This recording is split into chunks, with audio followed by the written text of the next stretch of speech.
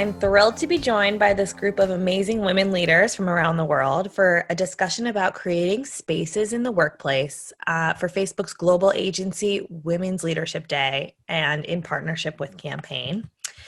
Agencies are doubling down on their efforts to hire and support diverse workforces, especially in light of global social unrest this summer. We all recognize that we need to diversify the workplace, but the harder part, arguably, is what comes next, making Black, Indigenous, people of color, non-binary, and minority groups feel comfortable in our workplaces, creating space for them, and allowing them to advance to the highest levels of our organizations.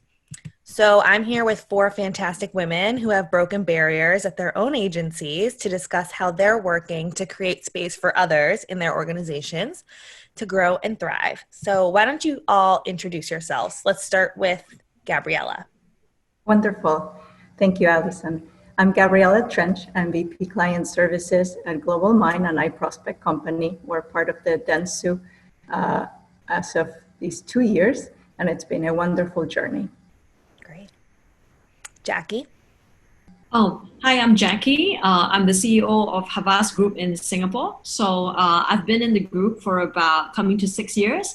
And I'm really happy to be part of this panel and to meet all these wonderful, powerful women from all around the world to participate in the panel today. So I'm really excited. Great. Yeah. Sue? Hi, I'm Sue Frugley. I'm the CEO of Publicis Media in the UK, based in London. Thrilled to be here. Sun is shining and can't wait to get started. Great. And Suzanne?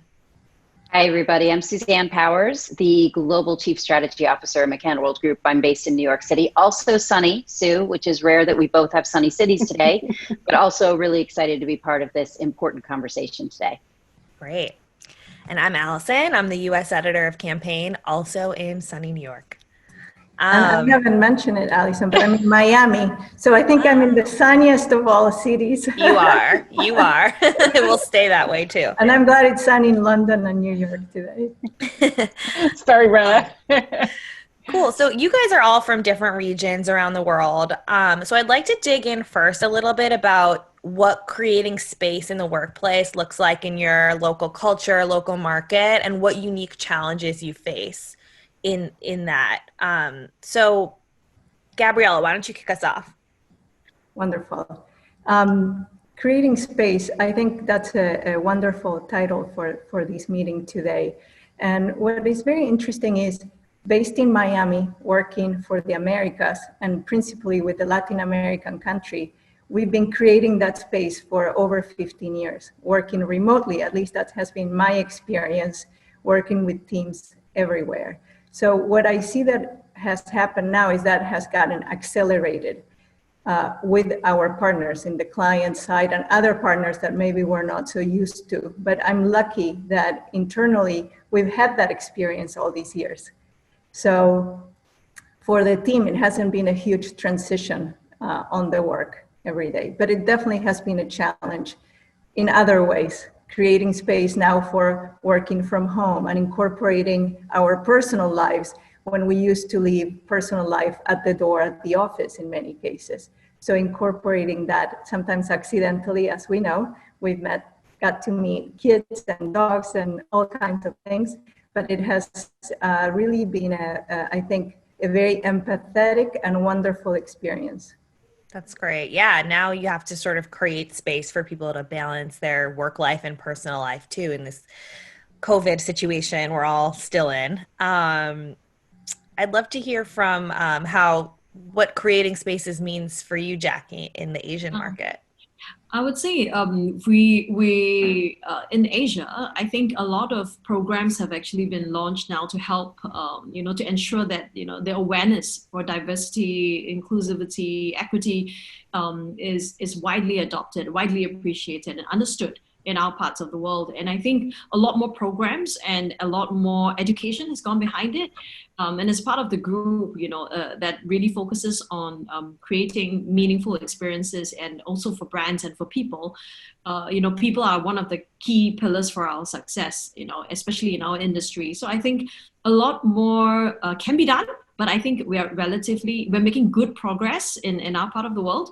But I would say that because of COVID, as you rightly mentioned, right now the focus has shifted a lot to what we can do to facilitate and support all our staff, especially in the areas of mental well-being, because I think everyone is responding so differently to the challenges of the pandemic that now, when it comes to creating spaces and being more empathetic, towards every individual's situation and challenges, it requires us to understand how the whole crisis has shaped them differently, and depending on their background, their individual challenges, whether a family member could have lost a job, things like that. We have to be a lot more sensitive and to sort of evolve very quickly in terms of the way we support them.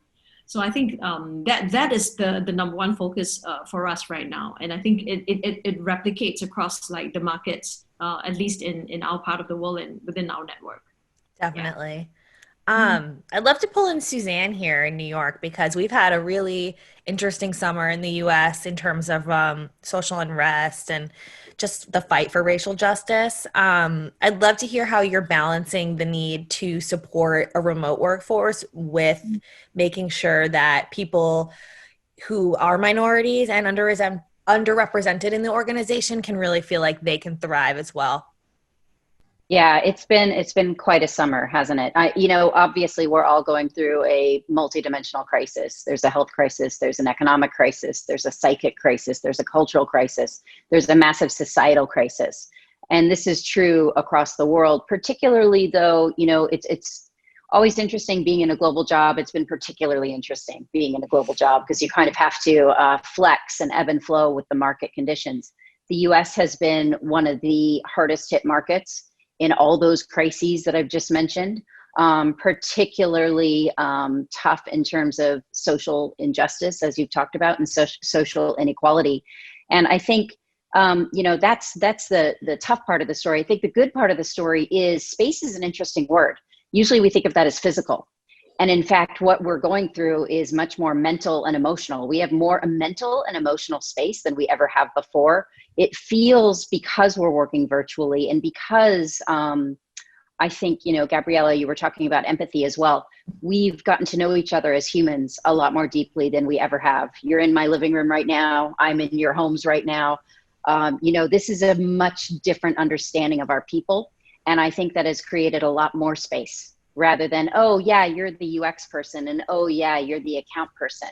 So what that does is it's a great equalizer, right, for humanity. And I think to your question, Allison, which is really good, this has really, although we've been going through such a hard time and there are so many divergent opinions, and that's what we have to create space for. We can't create space for one particular set of opinions, perspectives, experiences, lifestyle. We can't. We have to create space for all of it. And, at least in this kind of working situation, I feel like that's happened like never before. So that's a positive, I would say, coming out of it in quite a, it's been so much unrest, and you just kind of are waking up every morning to see, okay, what's next? What else we got? Like, what else do we have to figure out today? Because we have to figure it out. It's something new every day. And I'd love to hear more about how you guys are tangibly tackling this. But first, let's hear from Sue about how this is playing out in the UK and what creating space means. Yeah, so when I think of creating space, I think about the physical side of the physical office. And I was sort of almost smug because about a year ago, I brought 2,000 people into one building.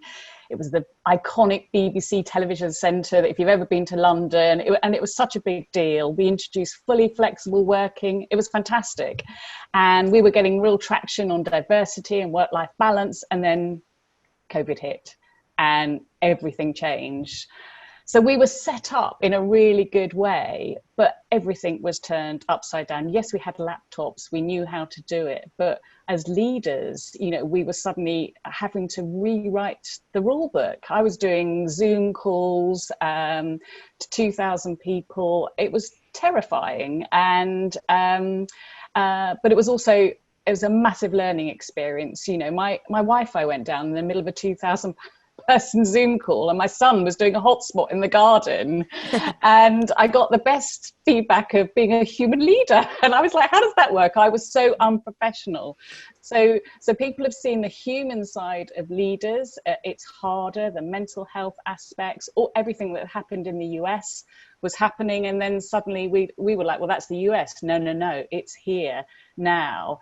And we were creating space, but I'm going to be honest and say we make it up every single day. I never know what's going to happen, and as leaders, we just have to say, be flexible and adapt, and just, you don't know what's going to come every single day. So I could say creating space, we've got it cracked. We absolutely haven't. So, Right.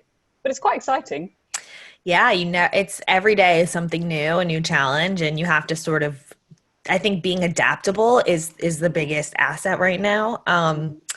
But I'd love to hear more, go a little deeper about certain like specific things that you're doing in your market to create space, especially for a diverse workforce. And Jacky, I know you mentioned that you had some programs and stuff in place. So talk a little bit about those and what's been working, and maybe Yeah. where you've had to pivot.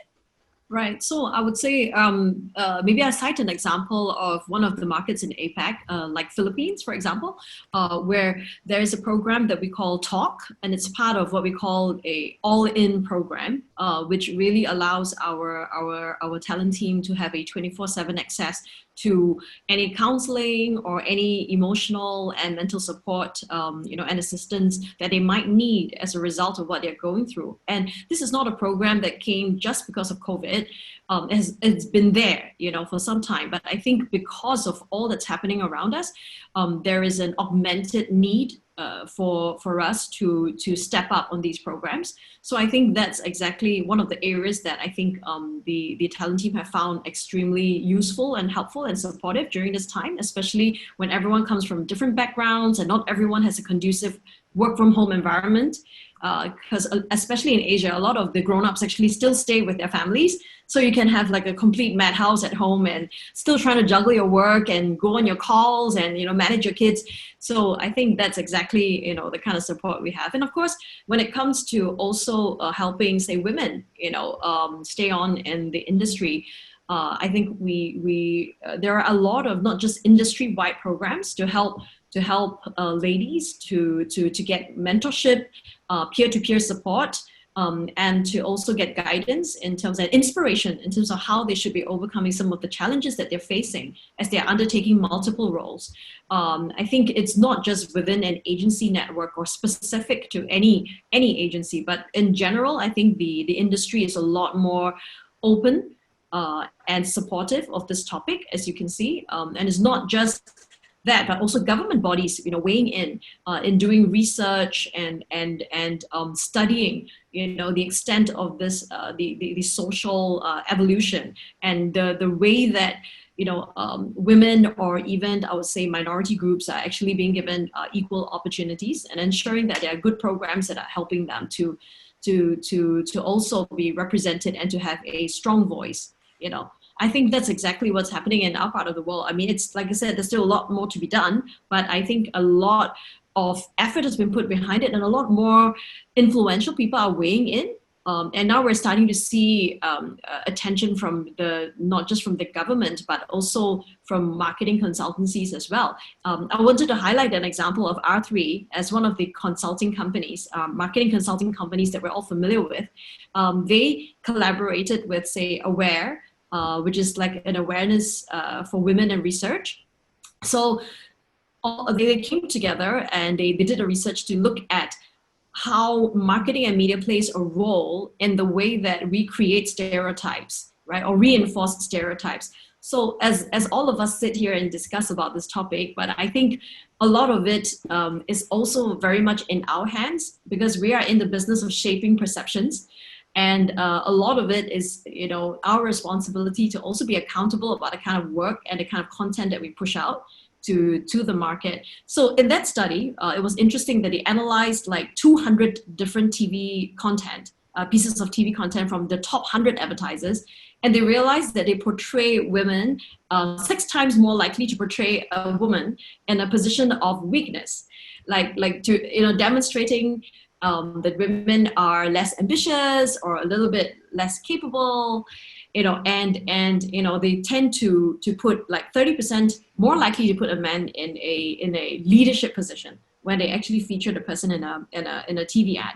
So it's quite interesting for us, and a bit of a self-reflection as well, that we could also be at the driver's seat when it comes to shaping perceptions or representing a greater diversity of profiles in the kind of work that we produce, because these pieces of content get showcased globally and sometimes and throughout the country. And I think we can do a lot more in shaping perceptions and helping to do our part to Definitely.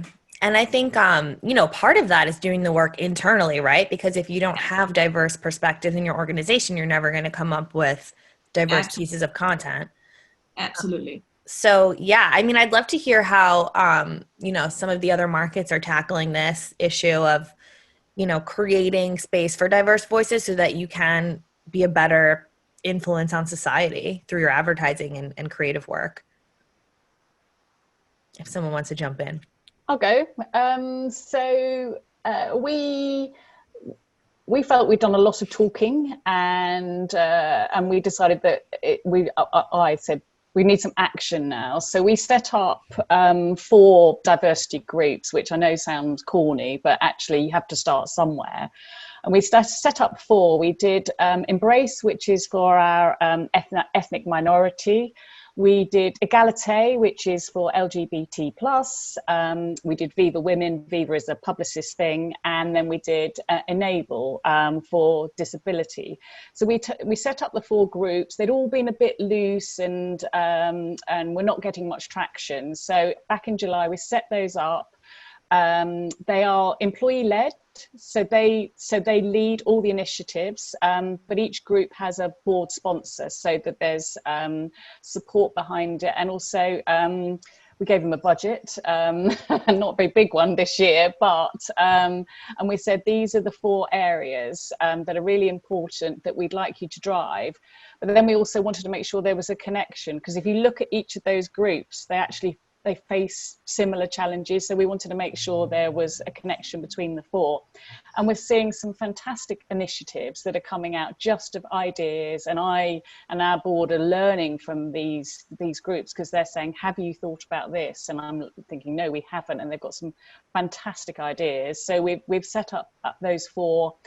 We also have, and we've had this now for a couple of years, is a big apprentice program. I'm not sure how that translates globally, but this is, instead of doing every year grads from university, we have brought in younger people without degrees, and we have over 80 now since 2018. They have changed our diversity in our population and our approach.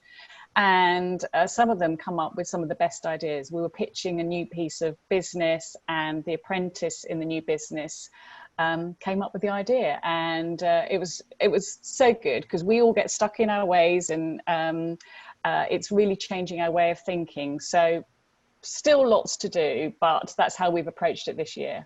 Yeah, that's great. And I think 2 things that you said that really stood out to me were budget and executive support, because I think those programs don't get off the ground without those 2 things. Exactly. Yeah. And also, I love that you're bringing in, apprentices and people of different backgrounds, but how do you get those people to rise up in the organization? That's a challenge that we're seeing in the US, how to get these people in the C-suite or higher level. So Suzanne, talk a little bit about how you're focusing on that in the US. Yeah, and it's, we're trying to focus on it everywhere, but I can talk a little bit specifically about the US. First of all, there's the internal things that we do, and then the external things that we do, right? Because we can have an influence through all the work that we do with our clients. So we've even adjusted, I think it was to Jacky's really good point, like when you look at the messages we're putting out, the responsibility we have, we should also be very front-footed about that. So we've adjusted our entire creation process to make sure that we're always being consciously inclusive, no matter what that communication should be. Internally, what we've done is created and this has been going on for a good It's a couple of years effort, but we've just continued to build off of it.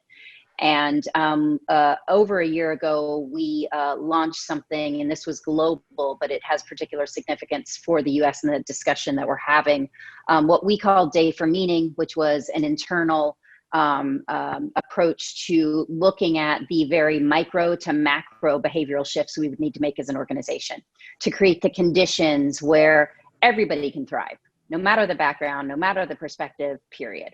And that was, we actually shut down business for a day, and every employee participated in this. We used our own tool set on ourselves, the things we always do with clients, right? We've got a workshop for you, we've got tools, we've got approaches, let's bring the outside in. We did that on ourselves as a company.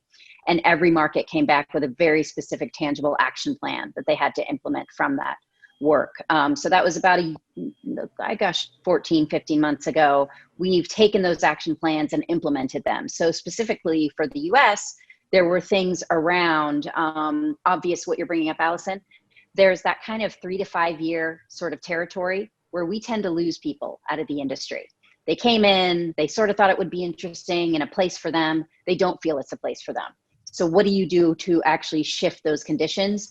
We've done very specific mentorship programs. They're very intentional.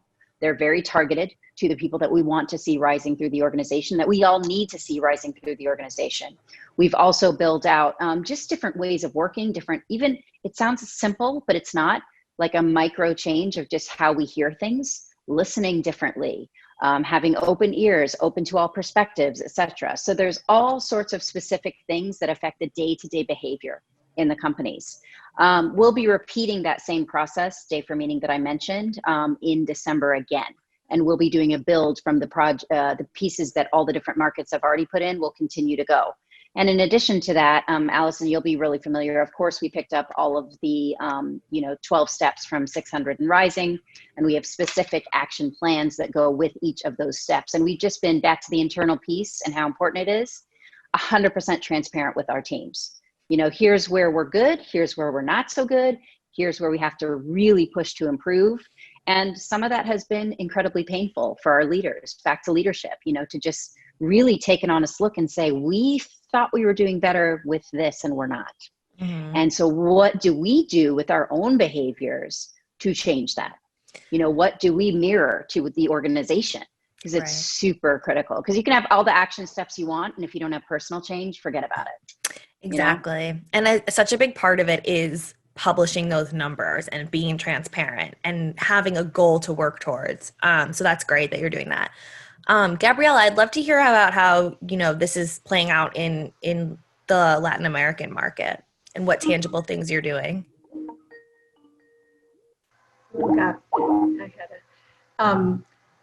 I think it's a very interesting topic since we're talking about all the different cultures. And I think at Dentsu, what has really resonated is we had 2 different equity town halls where everybody was invited, talked about the internal work. One where everybody could voice their concerns, their fears, where they are at. And then a second one where we can, the leadership could bring and share what kind of actions are going to be taken. As Sue mentioned before, it's about taking action.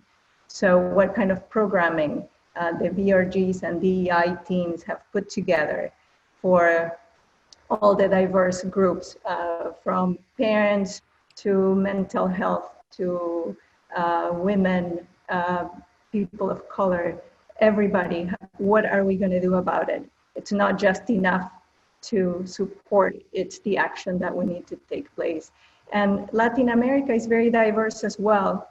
And I think seeing what's happening in the US, as Suzanne was mentioning, the challenges, the anti-justice that it's been done, it's resonating all over the world, as we saw, not just in the US. So that has had a lot of support and traction.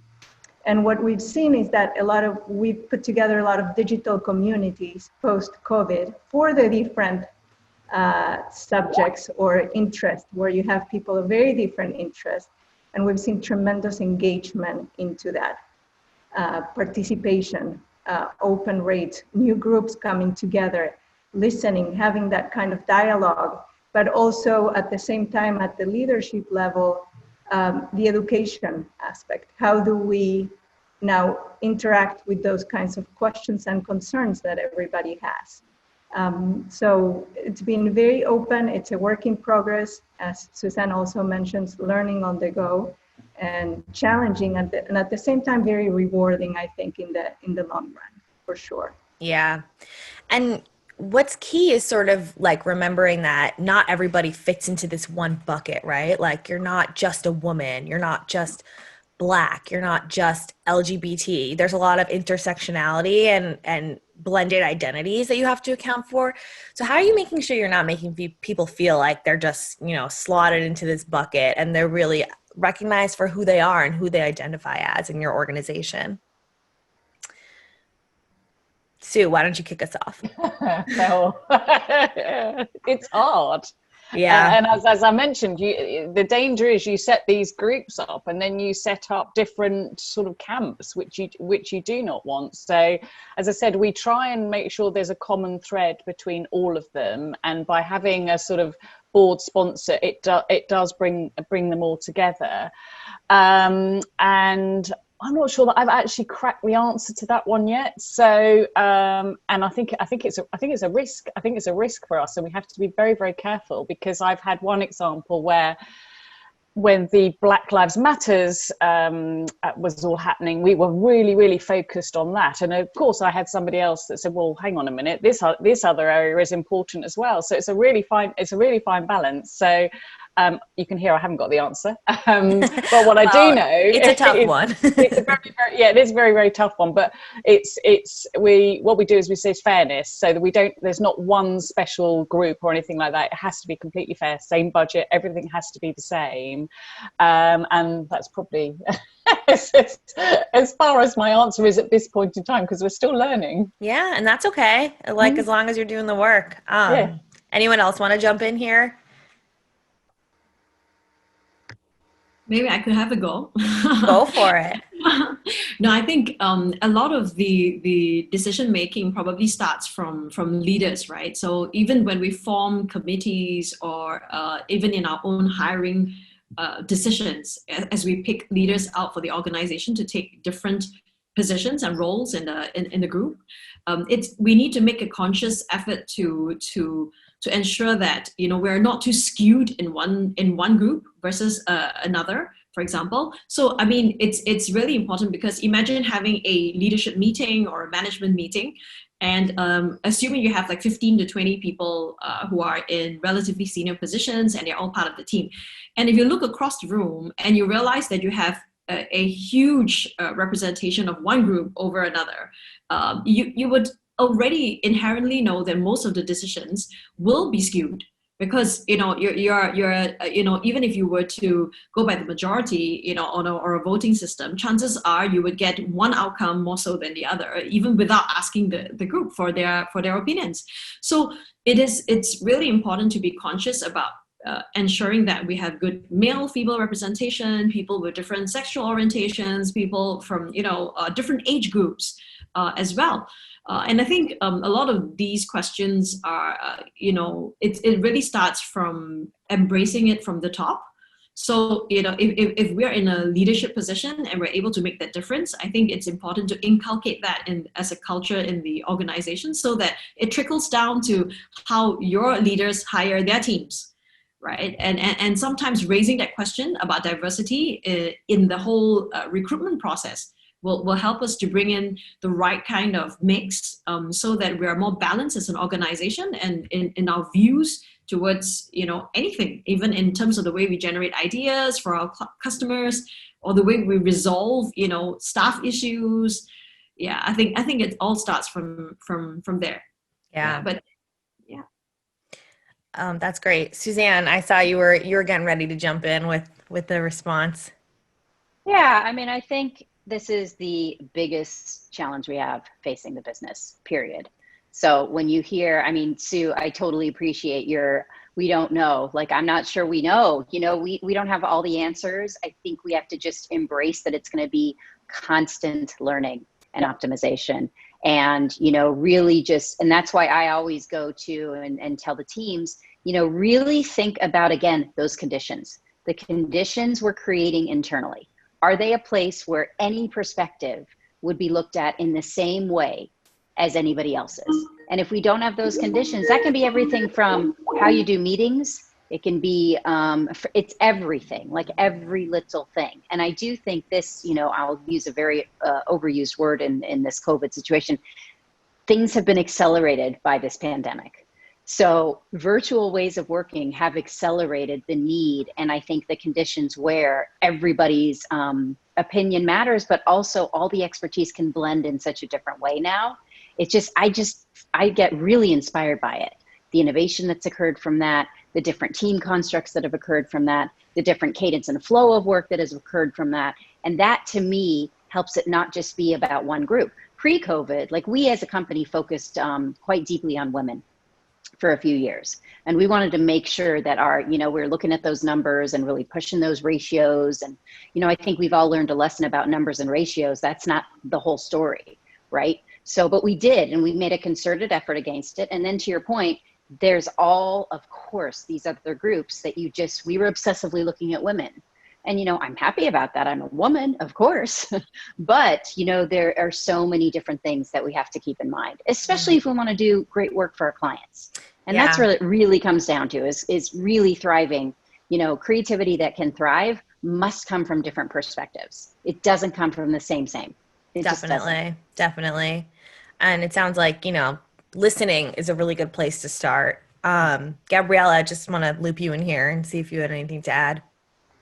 I totally agree. I think listening, leadership, if we were to summarize what we said, being open, truly open. I think as women, we bring a special empathy. We're having families, extended families, even more extended, and bringing everybody as part of a family. We are a family.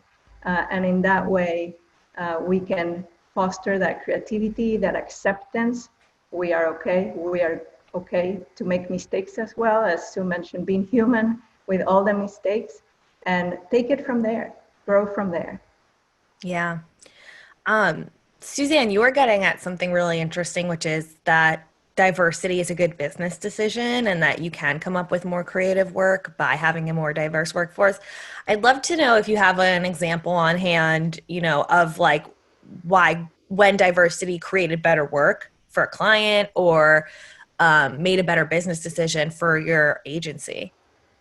Yeah, I mean, I think as everybody has, many of our clients have been seeking a much deeper purpose to what they do, and more importantly, to why they do what they do. And I think when you're doing work that is a manifestation of the meaningful role a client is trying to earn in someone's life, and it can get to that societal level, that societal role, you better do that with incredibly diverse perspective, or else you can really miss the mark. So I would say some of the work that we've done for L'Oreal in particular, which again, you know, we were pushing women for a long time. So a lot of the L'Oreal work was around female empowerment. And you can do that in a very binary way if you're not careful. It can become one particular type of woman that you are empowering. Mm-hmm. And so really ensuring that we had a very diverse perspective around it. We did some work on ageism, that just conquered ageism. And that was very particularly powerful because I think we looked at all women of any type, and the entire beauty industry has been sort of anti-age for so long. We even have products called anti-age. Yeah. So even just taking a stance against that and making sure that that was it was a global team that came up with that idea. There were men, by the way, we embraced the men too in L'Oreal world, but there were men, there were women, there were, indigenous, there was people of color, there was everybody working on an issue. And I think that's what helps. If you can center on a problem that you're trying to solve, that's a macro problem. And then those diverse perspectives really help unlock that problem in a very different way. If we had just had, and I was quite sensitive about this at the time, it's like, oh, you want the older women to comment? Great, here I am. Like if we just had that, you know, we just would not have come up with what we came up with in that regard. Yeah, definitely. Anyone else want to share an example? I have one. Great. Yeah. No, go ahead. Go ahead. No, you go. Let's have Gabriella start, and then Sue can jump in. This one is very short, but and I think might be interesting because it's happening in a different country in Argentina. talk about diversity, and there are many stereotypes, and we did a lot of listening for a brand, an alcohol brand, an aperitif. And there was a lot of connotations that were regarding gays not in a very nice way. And by doing the listening, social listening, and capturing that, and turning around the message about being the pride and being proud of who we are, no matter what your preferences are. It got a lot of attention. It showed, I think, for people that were not, there was a lot of unawareness of those stereotypes. How can we break that? And so the work that we did was able to make a shift, bring awareness to a larger public that probably was not aware and was participating into those stereotypes. That's great. Sue? Yes, mine's slightly different. In the UK, during the sort of height of the COVID, we were all in lockdown. Our clients were terrified about their reputation. They wanted to advertise, but they were afraid of advertising in case it looked as if they were sort of capitalizing on bad things. And our retail clients in particular were really worried about, because their sales were through the roof. So they were really, really worried. And one of our agencies, Starcom, has a very diverse group of people, including apprentices, and they all came together and they came up with Shop Responsibly, because I don't know if it's a UK thing, but people were stockpiling, I don't know how we call them loo rolls, bog rolls, toilet rolls. So that was happening here too. That happens everywhere. And our retail clients wanted to kind of say, look, be sensible, there is enough to go around. And this came up from Starcom, a group of very young, diverse people, but they were saying, look, this is something that we could say on behalf of everybody. And actually what happened then is we just didn't do it for one client. We did it across all our clients, and it became a publicist group thing. And we were known for the Shop Responsibly. Obviously, it didn't stop the stockpiling of certain things, but it did make people feel differently. And what was very interesting is our clients was just so afraid. They were so afraid about their reputations and doing the wrong thing. And they really, really needed us to be that voice of what they can and can't do. So it was, well, it still is interesting times. Mm-hmm. Jacky, anything to share? Actually, just drawing on Sue's point, we work with one of the largest local retailers here as well, and it's true that the whole panic buying happened everywhere, including Singapore. So everyone was just going mad, right? And it's true that the clients were unsure, uncertain about what to do, as to whether they should pull back the ads and not contribute to the entire panic buying, frenzy, or whether they should, be placing communication messages out. They will be able to help, various groups of target audiences, respond and do the right things. And, I think particularly they were very concerned about the older and the more vulnerable groups, because while they are not a huge percentage right now, but especially the lower income groups, the vulnerable groups, the older segment, who typically are a little bit more, who consume more of ethnic media rather than just the English papers or the English channels, what was the right way to help them, and to ensure that we're able to get like a proper shopping hour as well, that is actually meant and dedicated for the vulnerable groups, so that they don't rush with like every single person. So I think coming up with ideas of this sort to cater to every segment, it's not possible if the clients just worked in isolation, right? So obviously they have a marketing team that's filled with young and older groups, but at the same time they also tapped on the agency's ability and understanding of all the different segments, and everyone worked as a team, and there was representation for different groups. And I think that's exactly how great ideas are born. And it's the same kind of clients that would send me articles frequently about how an agency must not make the mistake of hiring only young people, who are good digital marketers, right? And have forgotten how to become strategic partners to them.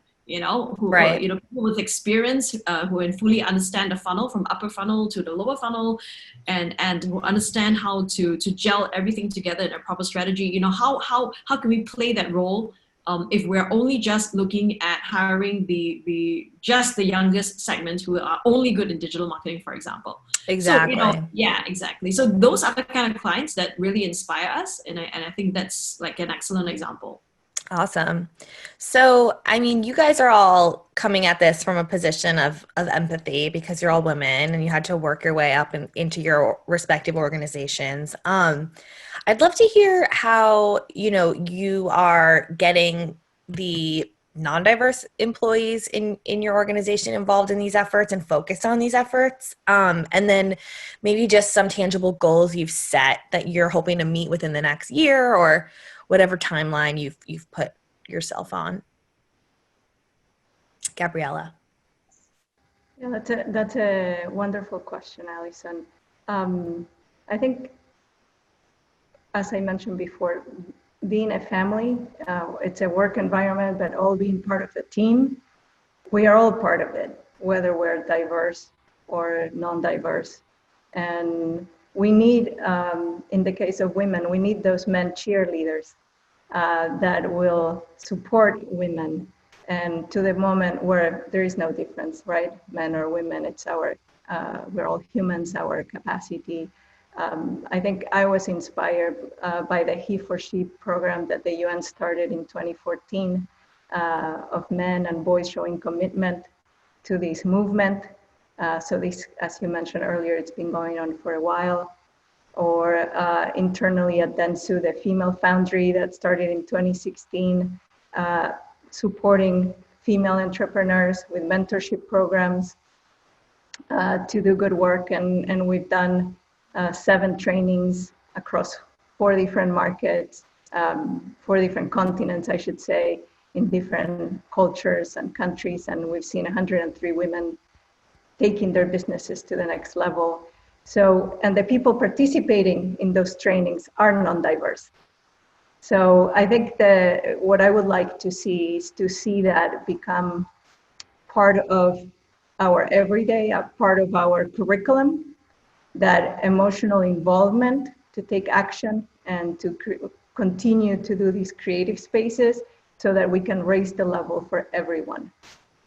Yeah, it's so important to have men involved because they so often are in the positions of power to be able to make these changes. Would love to hear from anyone else about how they're getting the entire organization involved in setting tangible goals. Yeah, I can go a little bit more. I spoke about the program that we have, which is all about driving conscious inclusion. And, as I said, we're gearing up for that to December. The other piece that's important before we even, take time out of working with clients and actually create more tangible actions that we'll take to create those conditions where, everybody can be heard and everybody's sort of creativity can thrive is we're also getting the organization very educated. We've had several sessions already with external experts. They have been mandatory. You don't really get to choose if you want to learn about things like, it just helps everybody understand no matter where they come at this, that there is something that they can do to make a difference. We're trying to also get everybody on the right page in terms of the facts. And we have also a proprietary piece of research that we've done for a couple of years now called Truth About Diversity. We use that both internally and externally. But what it does for our employees is no matter where you come from, you get a fact base that is global as well as particularly local, because we have data that can cover both. That really helps people understand, where their market lies, what the sentiments in their markets are, what the attitudes, the beliefs, the behaviors. And then when we go into our session together to create more tangible change, we are coming with our own perspectives, but we're also coming with a global perspective of what's happening, frankly, just on the planet. And with, regular people out there, not just people, in marketing who have to figure out things differently so that we can really be responsible about how we do it. And I mean, I'm a strategist, so I have to caveat that. I just think, data and facts help. They help us all make different decisions. So we've really used that a lot, again, on ourselves as an organization, as well as to help advise our clients. Definitely. So that's a beautiful segue into data, because that was one of the things. I don't like quotas. I hate it if you're going to put women on boards just because they're the women. Everybody's got to be there for their own merit. But one of the things we struggle with is data, and actually anecdotally you can look around and you can see that you have a problem, but you really need the data. And then a few years ago, the UK government introduced the gender pay gap analysis, which just fills everybody with horror. And it's a very blunt instrument. But actually, it's not a bad thing, because it's made everybody focus, including myself. And I look around my organization, I go, gosh, we've got lots of women. And then if you actually do the numbers, we have less women in senior positions. So that data is actually pushing us in the right way, in a good way. And the other one we wanted to look at was ethnicity. And there's all sorts of laws in all sorts of countries that you're not allowed to ask, etc., etc. But actually under UK law, you can. So we're actually starting to collect that. It's entirely optional. So we're just collecting that now. And of course, with that data now, instead of just it being instinct, we actually know where we've got issues. So whilst it's not a goal, we are measuring it. And as Suzanne said, if you've got the data, then it's just so much easier to be able to address any issues. Totally. The facts don't lie. The facts don't lie. Jacky? I'm definitely, being media trained all these years, definitely I believe in data as well. So I think how we assess the issues or the challenges market by market, because even though in Havas they have an all-in program, which is a global program that is looking at diversity, equity, and inclusion. But I think they recognize that, every country is different and the challenges in each market is going to be different as well. So, in every country, there will be a local champion that is being appointed, and then there will be a proper survey done so that, we can ask our people, how they rank us in all these areas, right? From diversity to inclusion to, how fair we are in terms of our practices when it comes to pay, and in terms of the workplace culture, for example. So, getting an assessment directly from the teams will give us a good perspective in terms of the areas that we're good at and the areas that we really need a lot more work. And I agree that a lot of the programs in recent times have focused a lot on women representation, and I think it's also because there's a stark difference. Even in our case, I think globally we have discovered that we have a healthy representation of women at the junior to mid levels, but the moment it goes to the executive management and the senior positions, the numbers started to dwindle down really, really, really badly. So, that's why a program like Femmes Forward was launched to, promote and help women stay on in the organization and continue to thrive and grow into leadership positions. But that is, again, like to Suzanne's point earlier, it's really about just zooming in on one specific segment where there's actually a lot to do. So understandably, resources and time and attention, will always be limited. So we have to sort of prioritize what we can focus on every single year. But I definitely agree with the ladies that we have to let this be a ground up voice, in terms of how we're doing and which are the areas that we really need to pay a little bit more attention to, so that we can focus and prioritize our efforts. Yeah, at least so that we can make good progress every year and we can measure that we're making progress. Yeah. Definitely. Measuring is so important. Data is so important. Sounds like you guys are doing awesome work and that there's more to do, but I'm really inspired by the progress you're all making in your organizations. And I just want to say thank you all for being here and for having this discussion. Great to be here. Thank you.